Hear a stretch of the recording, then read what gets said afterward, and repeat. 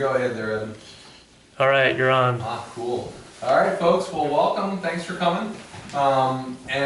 Today's topic is fermented foods, a topic which is really near and dear to my heart, mainly because my personal intestinal health is sort of the crux of my healing journey. I grew up in a family where my dad was a pharmaceutical rep, and we had access to penicillin constantly in our refrigerator back in the 70s when I was growing up, when penicillin was the wonder drug, and we called it, quote, the pink. And we quickly learned as kids, we wanted to stay home from school, just pretend we had a sick stomach or some kind of ailment, and the cure to everything was take a swig of the pink. So I grew up on penicillin, and my intestinal health, as a result, suffered dramatically. And my healing journey has really been about healing my gut.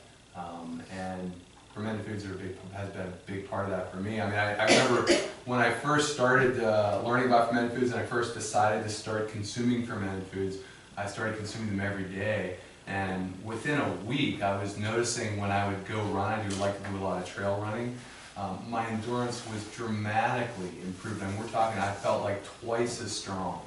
So that was a clear message to me that I was on the right track. And I've been really passionate about fermented foods ever since. It's just because they made such a big difference in my health. Now, one of you guys, I think it was you, asked the question, are some people allergic to fermented foods? So that might be a good place to start the discussion, because although fermented foods really worked for me and continue to work for me, they're not necessarily something that's going to work for everyone. So why wouldn't fermented foods work for you? Well, one reason why they might not work for you is you have a histamine sensitivity. And histamine is it's a neurotransmitter. It's also a compound which mediates the inflammatory response in our bodies. And some people have too much histamine. And interestingly enough, the way you can get that is you have unfriendly microbes in your gut that produce histamine. They end up producing so much that your body gets overwhelmed with it and is not able to break it down fast enough to keep it at normal levels. So you have too much histamine floating around in your body. And then you eat fermented foods. Fermented foods, the lactobacillus that are in fermented foods, a lot of them produce histamine. And so now you're eating something that has a lot of histamine in it, and it's too much for you, and so you start getting all sorts of unpleasant and unmanageable symptoms, which are a clear sign that you've got too much inflammation. So the fermented foods are actually stimulating inflammation in your body. So first, if you're in that kind of a situation, fermented foods are not the thing for you. You should really do something like a probiotic with strains that don't produce a lot of histamine. And another reason why fermented foods may not work for you, you may have a specific genetic mutation that makes you not able to really detoxify sulfur very effectively. A CBS mutation specifically, I know at least one person, actually I know at least two people in this room that have a CBS mutation, one of them being me. And which means three people. And so the brassica family, which is the cabbage family. We're talking kale, we're talking broccoli, cauliflower, radishes, bok choy, all those cabbage family plants have a lot of sulfur. So if you're one of those people with a CBS mutation and you can't really handle it, you've basically got a sulfur sensitivity. So you start eating all these fermented foods with a lot of sulfur, and you start to trigger that issue, which ends up, you produce too much ammonia when you consume sulfur with a CBS mutation. And ammonia is a highly alkalinizing substance that makes your intestinal tract too alkaline, and you end up, an alkaline environment is perfect for the growth of bad bacteria. So here you're eating this fermented food, trying to reestablish all this healthy intestinal ecology, and it's potentially exacerbating the problem. Now, you can manage your CBS mutation and get to a point where you can eat the brassica foods and not manifest any symptoms. You can heal your gut with other ways besides probiotics and get to a point where you're no longer histamine sensitive. But the bottom line is you have to pay attention to your body. And you got to start slowly when you start incorporating fermented foods into your diet. And if you start getting some symptoms, it could potentially be a good thing, because it could be a, quote, cleansing reaction, where your body is basically rewiring your intestinal ecology. You're getting rid of all the unfriendly stuff, And typically cleansing reactions, maybe you get some diarrhea, maybe you get some excess gas, but they typically will last 3, maybe 4 days maximum, and then you're through it, and then you start to feel better than you ever have. So if it's a cleansing reaction, it's only going to last for a couple days, and then you're going to sort of work through it and get to the other side of it and feel better.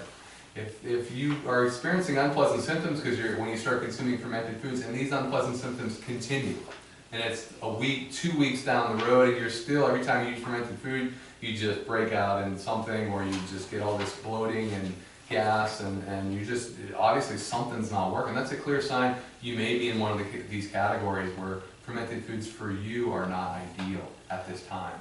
So pay attention to your body, but know that for the vast majority of people, fermented foods work, and they work better than anything else in terms of supporting healthy intestinal ecology. Yeah. I'm not sure, I have the C677T mutation. That's CBS, I believe. Is that? It's the MTHFR. Okay, so yeah. So is that negatively affected by, Sulfur, no. okay, thank you. Yeah. What happens if you have low thyroid? Another good question, because the brassicas not only are high in sulfur, they're also high in a compound called goitrogenic compounds, which can potentially inhibit thyroid hormone function. So, you know, if you've got low thyroid, you've got hypothyroid, then potentially the whole goitrogenic issue in food is something to pay attention to. If your thyroid is not hypo, then I wouldn't worry about it, because the research shows that if you're sufficient in iodine in your blood, in your body, then you can eat moderate amounts of goitrogens and it doesn't cause a problem. But if you're deficient in iodine, you consume a lot of goitrogens, then it can slow down your thyroid. So if you already have a slow thyroid, it's wise to start paying attention to the foods that have these goitrogens and minimizing them in your diet. Some people question whether the fermentation process breaks down the goitrogens so that they're no longer an issue. I mean, there's some debate about that. I haven't seen any definitive research that answers that question, but my sense of it is it actually may even make them worse, because these goitrogens are kind of locked up in the fiber matrix of the brassicas. And when you ferment things, you break down that fiber matrix and liberate a lot of the minerals, make it a lot more easy to digest, and therefore potentially make these goitrogenic compounds more absorbable. So yeah, it's definitely important to pay attention to that. The good news is you can still do fermented foods and not do fermented brassicas. There's tons of different fermented foods out there available that don't contain cruciferous vegetables. We're talking things like you know, kefirs, we're talking like coconut yogurt, fermented salsas, fermented pickles, fermented hot sauces, relishes, fermented chutneys. I mean, on and on and on. You can ferment just about anything once you learn the techniques. So you're not prevented from eating fermented foods if you have a CBS mutation and you can't eat a lot of sulfur, or you have a thyroid issue and you got to stay away from sulfur. You just have to eat other types of fermented foods. So, so let's kind of dive into this topic. You guys are, I can tell already, a lively group. You got a lot of questions. And I've got a fair amount to cover here, so let's kind of dive into this. What I want to do is just give you a little bit of background on the question of why fermented foods. Why would you want to do fermented foods? What are the benefits? And then I just want to dive into how to do it. Give you guys protocols of how to make fermented foods that really work and are relatively easy. I mean, my mission has been to find the easiest way to do this. You know, in terms of the cheapest and the most convenient. There's a lot of different techniques out there to make fermented food, and all of them work. But my question has been, okay, they all work. Well, which one's the easiest? Which one's the most convenient? Which one's the cheapest? And which one is, you know, it works every time, kind of thing. So after 10 years of experimenting with this, I've kind of got a system down that I really like. I'm going to share that with you guys, and hopefully you'll just be able to pick that up and run with it.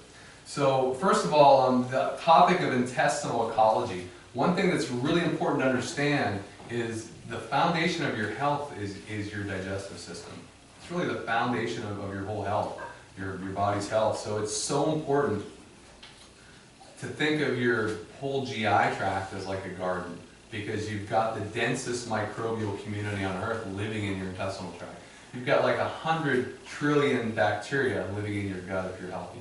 that's actually 10 times more bacteria than you have cells in the rest of your body. So you're actually more bacteria than anything else, which is kind of shocking. But these bacteria do so many different things for you. They're literally like an internal organ. Almost to the point of being equivalent to your liver. Your liver does like 500 plus really important metabolic processes in your body. Your intestinal bacteria are on that order. So every time you consume antibiotics, it's like you've literally had an operation.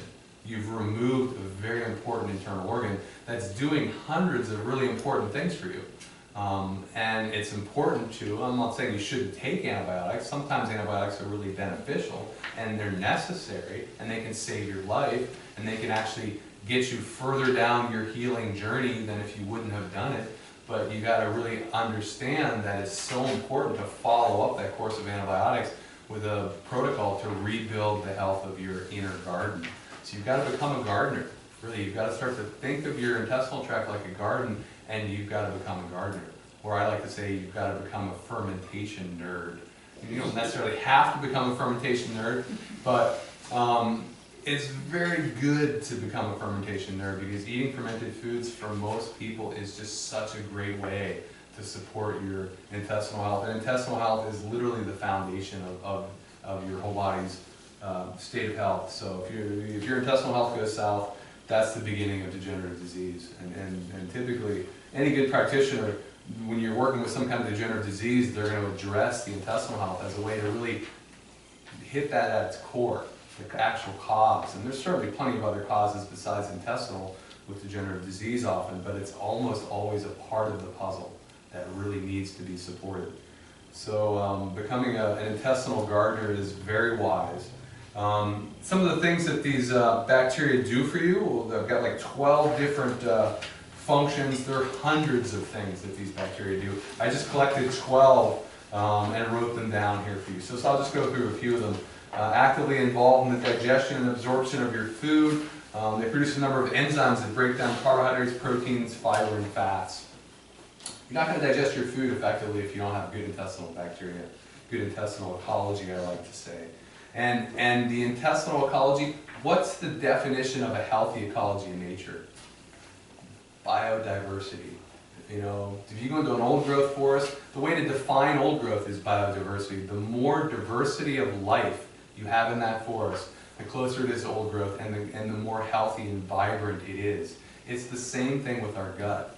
Our gut, the more different strains of intestinal bacteria that we can incorporate into our intestinal ecology, I believe, the better. That's not saying you should let candida run wild in your intestinal tract.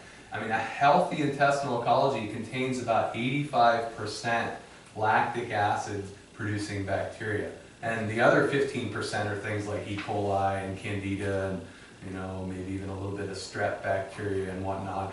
But they're kept in check, so they're a very small part of a healthy intestinal ecology, like candida. I believe candida actually has a purpose in our bodies, and we actually want to have some candida, and many other strains of yeast as well, in our intestinal ecology. Candida basically eats up undigested food, so it can actually serve you if it's in a very small percentage in your intestinal ecology. The problem becomes when the candida, which should be a very small part of your intestinal ecology, becomes dominant.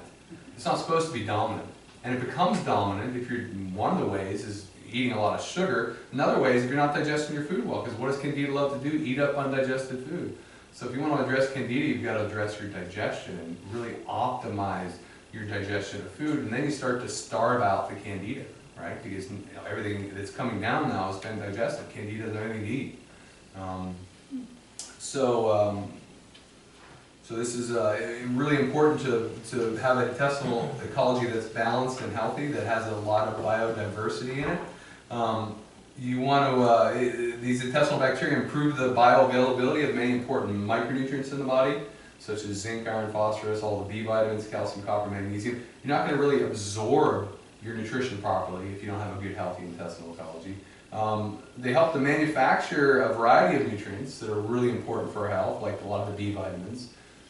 Vitamin K, folic acid, various amino acids. They help to recycle neurotransmitters, actually produce a lot of neurotransmitters. 90% of the serotonin in your body is produced in your gut. That's part of the reason we have this saying called gut feeling, we have that because we subconsciously understand there's a relationship between how we feel and our gut.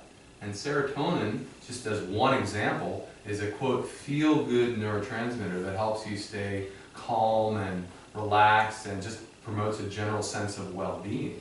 So if you've got healthy intestinal ecology, you're producing appropriate amounts of serotonin, and that supports your emotional health. These friendly bacteria create all sorts of things like lactic acid, hydrogen peroxide, acetic acid.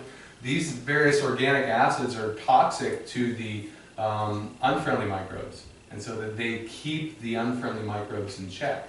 That's how the unfriendly microbes don't grow to more than 15% of your intestinal ecology, because the friendly microbes are producing all these compounds that keep your intestinal tract relatively acidic. Your intestinal tract wants to be acidic. Acidophilus, well-known friendly bacteria, means acid-loving.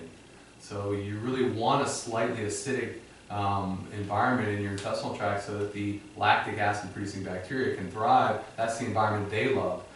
If your intestinal tract starts to become more alkaline, Candida loves that. And Candida starts to thrive, and all sorts of other unfriendly microbes can start to thrive. And so it's really important to keep the intestinal tract mildly acidic. And part of the way to support that, keeping your stomach acid production vibrant and healthy. And I mean, if you're not producing a lot of stomach acid because you're always eating when you're stressed, right? And if you're eating when you're stressed, that stress hormones prevent you from secreting digestive fluids. So then you're not secreting any hydrochloric acid, or at least not enough. So your food is not properly acidified when it leaves the stomach to get into your intestinal tract. And so then your intestinal tract starts to become too alkaline, and then the unfriendly microbes start to thrive. So, you know, and these friendly bacteria help maintain healthy cholesterol and triglyceride levels, on and on and on. This is number 6. I want to at least cover that because that's a really crucial point to understand. They help maintain the integrity of your intestinal walls. So critical because the food sensitivity, food allergy thing in our culture now is off the charts. Just about everybody is starting to have sensitivities to foods. Many people, I mean, I talk to some people, they're allergic to like 60 different things. It's like, you know, they come in here like, what do I eat? You know, and they're restricted to like a dozen different foods they can eat. I mean, there are people that are at that level. They're sensitive to almost everything. And this happens because you have holes in your intestinal wall. That undigested food is able to get into your bloodstream. How do you get holes in your intestinal wall? Well, your intestinal ecology gets out of balance. Instead of 15% unfriendly microbes, I don't really believe there are unfriendly, I just believe there's imbalance. But the bacteria that are supposed to be 15% become 70, 80%. And now you've got a problem because these unfriendly bacteria are called unfriendly because they secrete toxins. And so now you're secreting all these toxins that are damaging the health of your intestinal wall. Start getting these holes in your intestinal wall. Now food starts to get in your bloodstream, your immune system starts attacking that, you start to get food sensitivities. So keeping your intestinal ecology healthy is a critical piece of the puzzle to preventing food sensitivities and food allergies from really taking over your life. And they take over your life because once you get sensitive to one thing, then every time you eat that thing, you generate inflammation in your GI tract. And that inflammation further damages your GI tract, creating bigger and bigger holes, and now more and more stuff is getting into your bloodstream. So you're sensitive to one thing, quickly you're sensitive to 2, 3, 4, and then if you don't address this, you know, 5, 6 years down the road, you're one of those people that can only eat a dozen things. You don't want to do that. You don't want to become one of those people. So really important to become a gardener and really take care of that internal environment, which is, you know, doing things like not eating when you're stressed and making and consuming lots of fermented foods. And there's so many different things you can do to support intestinal health. Maybe I'll do a class at some point on just optimizing digestion and taking care of your gut. So let's talk about factors which damage the intestinal ecology. These are things which obviously you want to stay away from. Because if you're a gardener, you're not going to basically invite the rodents into your garden, right? You're not going to create a garden and not put up a fence to keep the deer out. You're going to protect your garden, and you're going to avoid doing things that damage the health of your vegetables. So what damages your intestinal ecology? Stress, No surprise there, stress damages just about every system in your body. It's probably the most damaging thing. Man, I tell you, being extremely stressed out or eating a Big Mac, I don't know, man. I think I might choose the Big Mac. I think maybe the Big Mac would be a better deal in that situation. Stress is the worst. So antibiotics, obviously, refined carbohydrates turn into sugar very quickly and are lacking nutrients to help you produce the digestive juices. So they really contribute rapidly to poor intestinal ecology. Chemicals, pesticides and herbicides kill insects. They also kill friendly bacteria. Tap water, full of compounds like chlorine and fluoride and pesticides and pharmaceuticals, all of which damage your intestinal ecology. A lot of antibiotic residue in tap water these days, potentially. So every time you drink water, you're drinking antibiotics if you're not purifying your water. Various medications can damage your intestinal ecology and your intestinal health in general. I listed a few examples there. Birth control pills, a lot of which are now found in tap water, residue from birth control. Caffeine, alcohol, cigarettes, artificial preservatives, factory farmed animals. Why is that? Well, because they're feeding animals like cattle corn. And, you know, cattle are not supposed to eat corn, they're supposed to eat grass. You feed them corn, they become so unhealthy and so riddled with infection that the only way they can keep these animals alive is just pump them full of antibiotics. So then you eat that meat or drink that milk and you're basically getting lots of antibiotics that damage your intestinal health. So man, one of the biggest things you can do to be a good gardener is never eat meat or dairy products again unless they're from grass-fed or free-range animals that are eating the proper diet for that animal. And one of the beauties of living in the Pacific Northwest is we live in one of the premier places in the country for that because we got green grass year-round up here. And man, the cows are really happy up here in the Pacific Northwest. I look at our cows up here, I can almost see the smile on their face. You go to places like New Mexico, I mean, those cows are scrounging around out there in the desert. It's like, my God, it's like, those poor things. I mean, those are the lucky ones. The unlucky ones in New Mexico are in these big factory farms in the heat of the day, locked in these cages being fed corn, poor things. So stay away from those types of animal products. Radiation, chemotherapy, x-rays, mercury-containing dental fillings. If you got any mercury in your mouth, highly advisable to get that mercury out, but only work with a good biological dentist who knows how to do that properly so you don't poison yourself with mercury, because mercury is very damaging to intestinal ecology. And mercury and candida are very associated. Mercury loves candida and vice versa, so they kind of form a partnership. Carbonated beverages, constipation, all these things are not good for our intestinal health. Is that carbonated water, is that water too? I know sodas and that sort of thing bad, but... Yeah. Is it carbonation? Carbonation is CO2 basically, and CO2 tends to create too much acidity in your tissues, which can eventually start to affect your intestinal ecology apparently. So, so carbonated water is really not that good of an idea. I mean, it creates a little too much acidity in your tissues. Yeah. I mean, it's very acid forming in your tissues. You want a slightly acidic intestinal tract, but your blood wants to be mildly alkaline, and then the rest of your tissues, you want to have a good supply of alkalizing minerals. And if you're consuming stuff like soda or carbonated water, you're slowly robbing your body of those alkalizing minerals that it's stored up. So not a good idea. I would switch to naturally fizzy stuff like some of the fermented drinks we're going to talk about. So it'd be a huge upgrade over carbonated water. What about the alkaline water that a lot of folks are pushing? Great question. That's a very controversial topic. Where I kind of land on that is that our whole GI tract, with the exception of our mouth, should be highly to mildly acidic. So I'm a little leery about pouring a highly alkaline liquid down into that GI tract that's supposed to be acidic. If I was going to do that on a regular basis, I would basically certainly do it away from my meals. The last thing I want to do when my stomach is digesting food and has the acidity at the level of battery acid is to pour this highly alkalizing substance into my stomach. That's like consuming an antacid. And an antacid is pretty much a disaster for your health because it pretty much ends your digestion. And anytime you don't digest your food properly, it turns into toxic stuff, basically.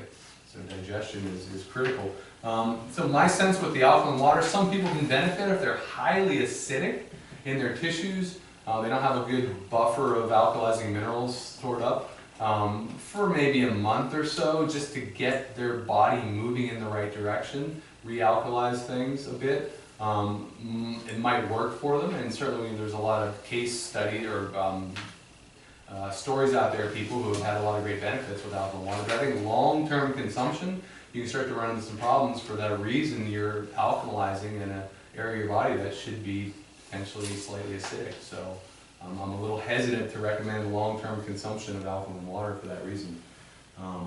But I haven't seen any definitive studies on long-term consumption of alkaline water, so this is just conjecture on my part. So I just don't know. I'm just a little personally leery. I would think when the alkaline water hits the highly concentrated acids of the stomach, it'd be no longer alkaline, correct? True, but what you're doing is you're diluting that alkalinity, certainly, and so Right. you're raising the pH, and optimum digestion in your stomach occurs when your pH is like 1.8 to 3. So if you pour then alkaline water into that digestive situation, you may raise the pH up to 4. Now the enzymes that are working in that really acidic pH aren't working so well anymore, and you're not digesting your food as effectively.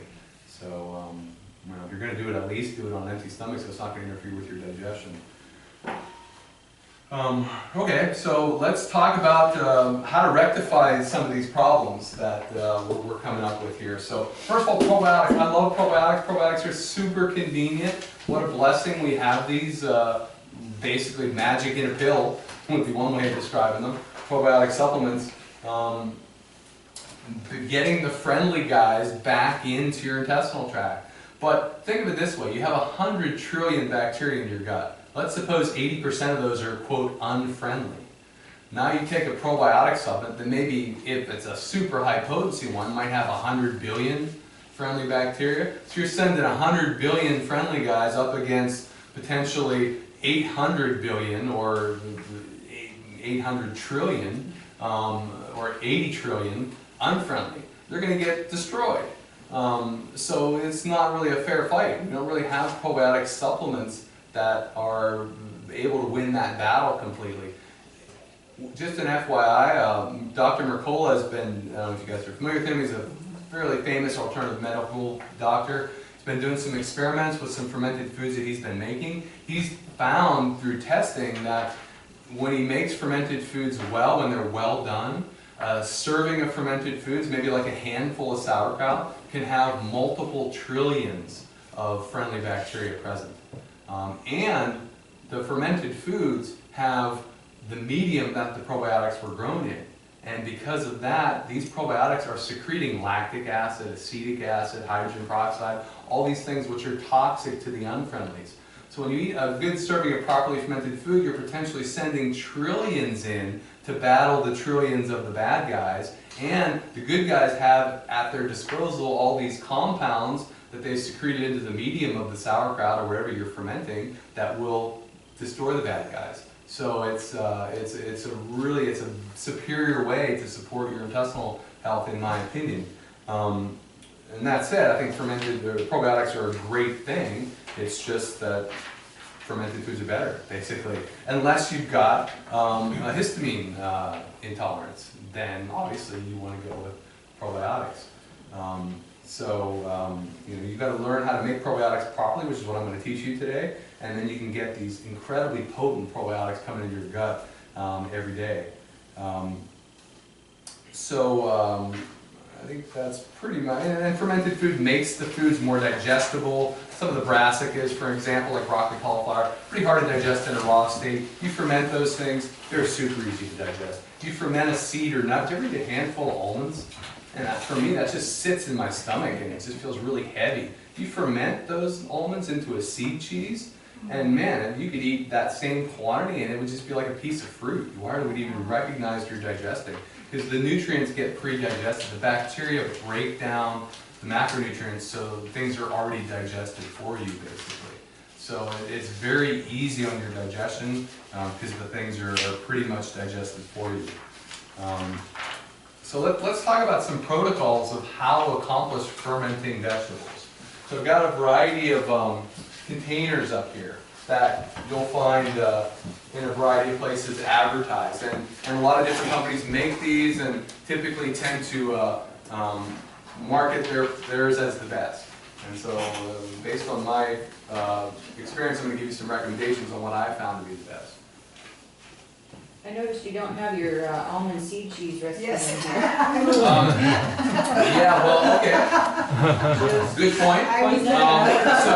So the way I do that one is you gotta have a starter for a seed cheese. I mean, you can do a seed cheese without a starter, but that one's a little more,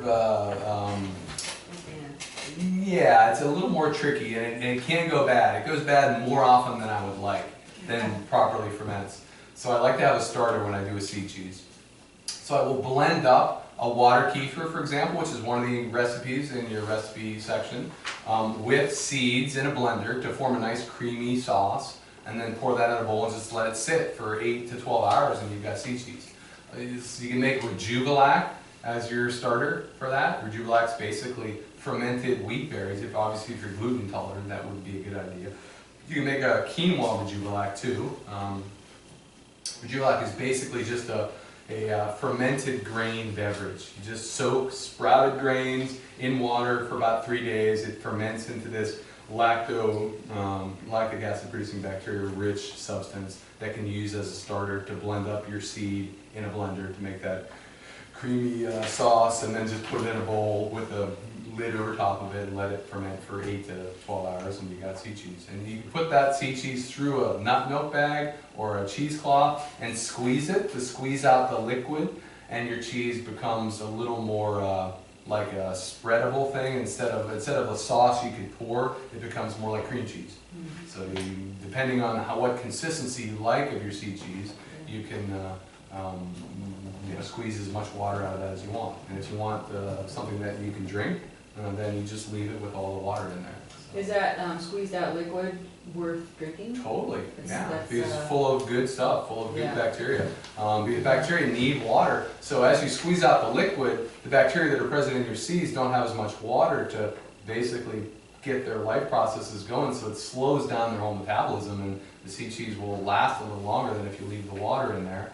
But yeah, it's you definitely don't want to throw away that water. Use it to make a homemade salad dressing. Does that all have salt in it as part of the? Doesn't need to be. Not Doesn't need to be necessarily. salt put in that. But I like to salt my seed cheeses after they're made. And once the seed cheese is made, then I'll add spices and salt and to flavor them to make a nice sort of fermented pâté type thing.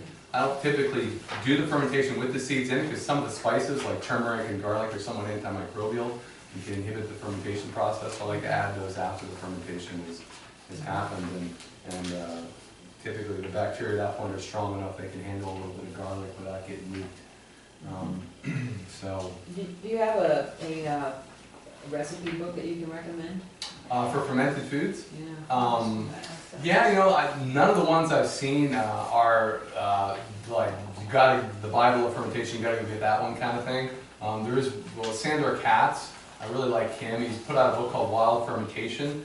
I got that book like 15 years ago, something like that. So he's got a new one called The Art of Fermentation, which is like this thick. It's a massive book, tons of recipes. I haven't read that one yet, but my sense is if you're going to go for any fermentation recipe book, that's the one, because there's just so many recipes. The Art of Fermentation. And it's Art Katz? No. Sandor Katz. S-A-N-D-O-R. Yeah.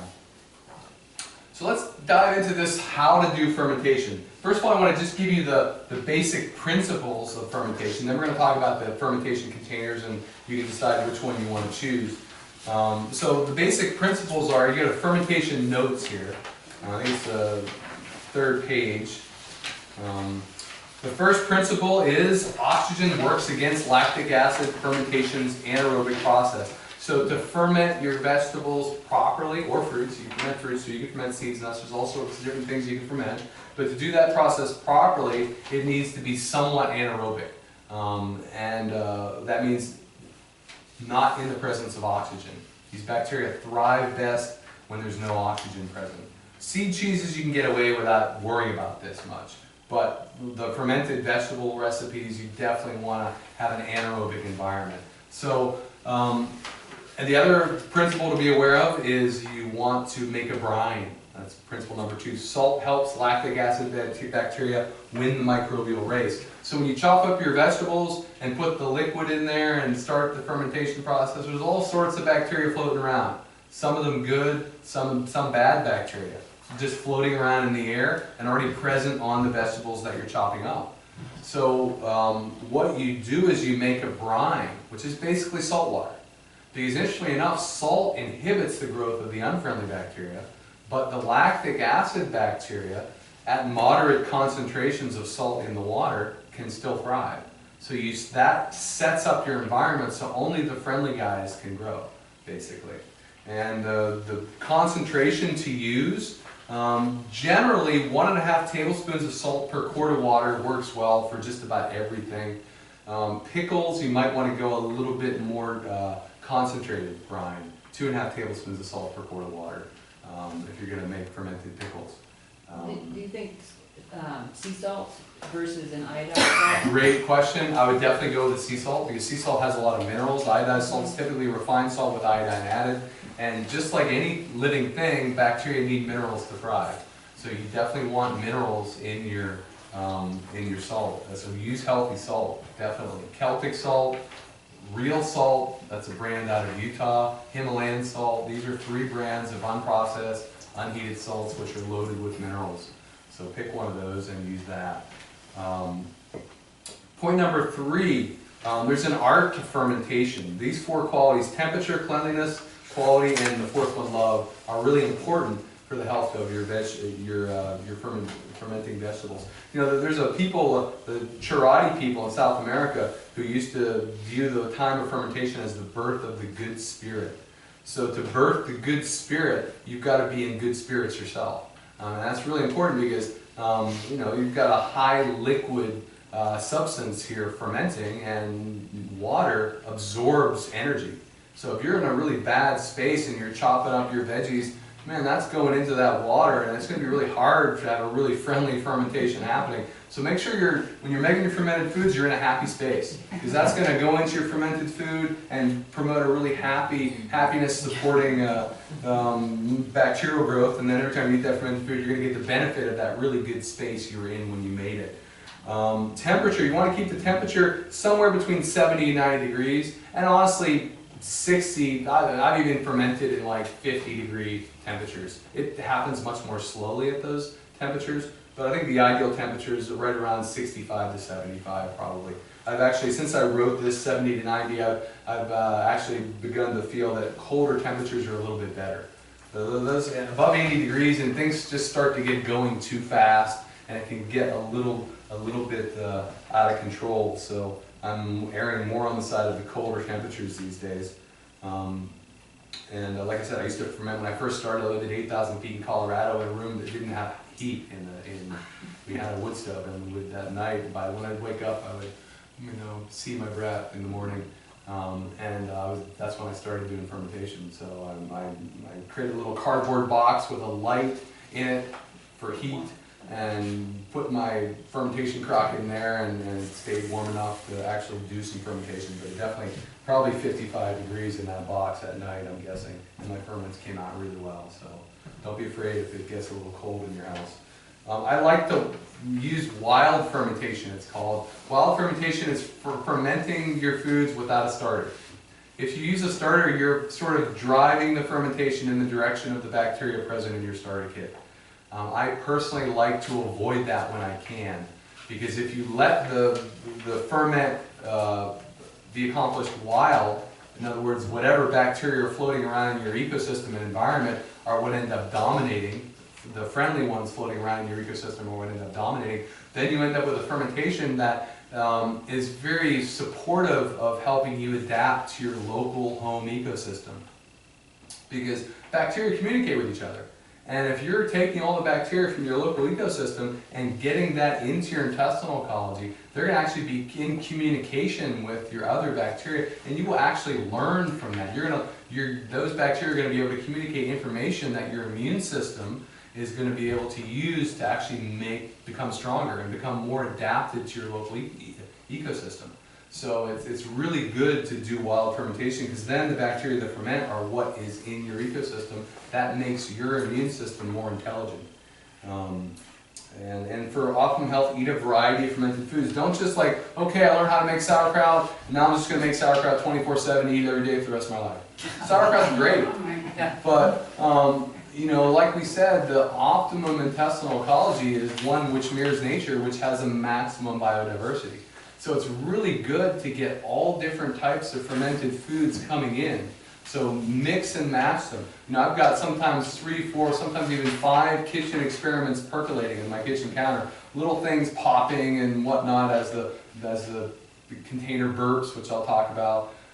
So I love to just have many different types of fermented foods around to just optimize many different types of bacteria being incorporated into my intestinal ecology. How much would you say is too much fermented food a day? You know, I would say a good amount to shoot for is, if you want to maintain your intestinal health, 1 serving of fermented food a day. You know, a cup? yeah, that sounds about right. You know, 4 ounces kind of thing. Handful is one way to think of it, and you could just mix that into a salad. You know, you could, obviously you don't want to heat it, that's going to kill the bacteria, but mixing it into something that's not heated or something that has been cooked and is now cooled down is a great way to get that fermented food in. You could have a fermented salsa, you could have a fermented coconut water kefir that you use in your smoothie to blend. You know, so you don't have to eat the fermented food straight, you can mix it in with your other foods. But I think it's a really good idea, because we live in the modern world, because we're exposed to way more stress than we should be, because we're exposed to chlorine and all the different things. Electromagnetic radiation should have been on my list, damages intestinal ecology, all the stuff we're exposed to. Man, we got to be really active gardeners.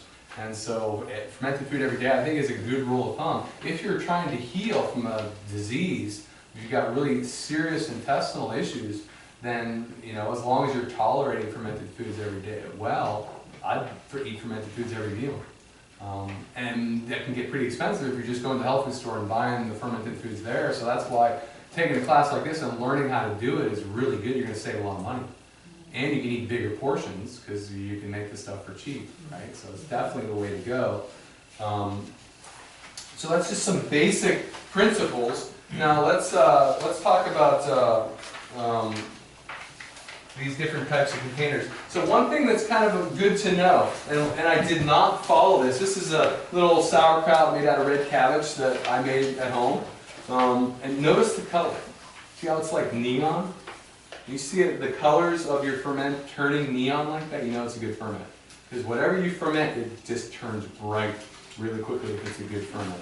So that's one of the things to look for, is your vegetables brighten. That's when you know you've got friendly bacteria dominating. But one of the things that are ideal to do when you're going to create a fermented vegetable, whatever vegetable you're going to ferment, you chop it up, right? And there are many different vegetables you can ferment. The cabbage family, generally really good. Things like kohlrabi, cabbage, broccoli, cauliflower, radishes. These things ferment very easily and readily. So you chop up your veggies, whatever you're going to ferment, put it in your container, and then what I like to do is tamp it down. I got this little, on your resources, fermentation resources page, which is the page that's coming up next in your little pamphlet there. You can get this kraut pounder. I think it's like 20 bucks. It's just a blunt. You don't have to get this. If you have a little rolling pin at home, you can use that. That's fine. Just some kind of blunt instrument that once your vegetables are chopped up, you transfer them to your fermentation container, you take your blunt instrument and you just pack them down. Now it's amazing how much you can pack them down. You could fill this container up with cabbage, not very tightly packed. You come along with this guy and you start tamping it down and it goes all the way down to this level. And you can do that maybe twice. And you fill it up again, tamp it down again. I mean, it's amazing how much you can crush the vegetables with this thing. You don't sit there forever actually trying to crush the vegetables. What you're trying to do is get all the air spaces out, as much airspace as possible out of the vegetables. So that's the whole point of this tamping down with the blunt instrument. It's not to crush the vegetables. You don't need to do that. The brine's going to take care of that. Some of you may have learned to make fermented food, you gotta crush the vegetables to liberate the juice. Not necessary. It's more work than you need to do, basically. All you need to do is make that brine. The brine will do that work for you. So your job is just to get as much air out of the vegetables as possible. Why? Because remember, this fermentation has to take place in an anaerobic environment. No oxygen, ideally. So you're getting as much air out of those vegetables as possible. And let me just finish this train of thought and I'll answer your question. Then what I do, before I start chopping up my vegetable like cabbage or something like that, I will take an outer leaf of the cabbage and set it aside. And once I get all the vegetables I'm going to ferment chopped up and get them tamped down the way I like them, I will then take that cabbage leaf that I've set aside and I will lay it on top, put it in the container, lay it on top of the vegetables and sort of stuff it in along the sides, so I basically give my vegetables a little cap. Does that make sense?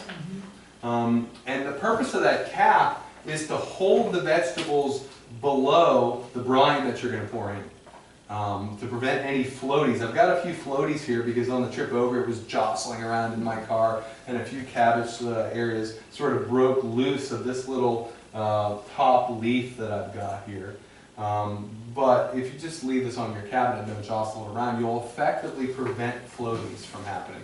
And the floaties you want to prevent because they're in contact with oxygen, right? Which is not what you want. So this little cabbage leaf basically provides a cap that prevents your vegetables from floating. And then you can get some kind of a weight. A stone would work well. I personally like this little device I found in Michael's art supply. It's a little paperweight type thing. That's in the back right-hand corner of the Michael's that's over on Sleater-Kinney. So if you're going to go to that Michael's and you go to the back right corner of that store, you're walking in the store, go to the back right corner, you'll find these little things. Perfect weight and size to serve as a weight. You just stick this right on top of the cabbage leaf and then you make your brine. You brine 1.5 tablespoons of salt per quart of water, right? And you just swirl that around, make sure it's dissolved, and you just pour that over. And you pour the brine over to the point where it rises above the cabbage about 1 inch or 2. And then you shut your container and you walk away. Couple things to optimize this process that are good to be aware of. First thing is when you fill up your container, you want to choose the right size container.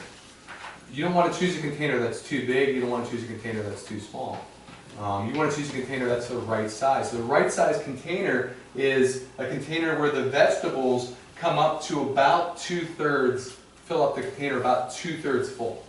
So I obviously did not choose the right size container for this particular example. So I've only got it filled up about 1/3 of the way with my vegetables. And the reason this is not the right size container is this was the leftover cabbage. I made a huge batch. I had about 5 of these full of cabbage, and I had some left over, and so I found the closest container I had that would fit that particular size. So it's not like make or break if you don't do this 2/3 thing. It's just ideal. The reason it's ideal is, first thing to know, when you start this fermentation process, this liquid is actually going to expand. Why? Because the fermentation process, as it proceeds, produces bacteria. Bacteria produces carbon dioxide gas. So this liquid is going to start to bubble. And as it fills up with gas, it expands.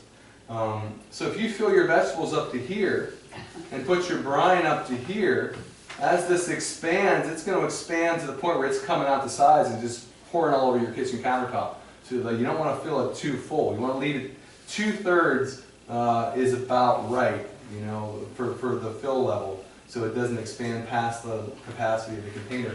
If you do down like this, only 1/3 full, now you got a fairly big space up here that's full of oxygen, right? And we said we want an anaerobic environment, so obviously you want to get the oxygen out of this container that's in there. And the beauty of all these systems is they sort of do that on their own. You don't have to accomplish that yourself. The fermentation process accomplishes it for you. Because remember I said as the bacteria are fermenting here, what do they produce? Carbon dioxide. So as they release